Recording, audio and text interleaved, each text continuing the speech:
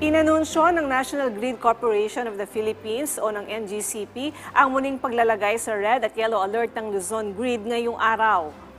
Nasa yellow alert status ang Luzon Grid simula ngayong 1:00 hanggang 3:00 ng hapon, 4:00 hanggang 8:00 ng gabi at mamayang gabi at 10:00 hanggang 11:00.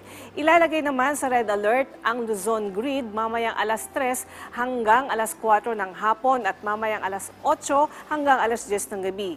Ayon sa NGCP, 19 na power plants ang nasa forced outage habang isa ang tumatakbo ng mas mababang kapasidad. Samantala, ilalagay naman sa yellow alert ang Visayas Grid simula ngayon, 1:00 ng hapon hanggang mamayang 9:00 ng gabi.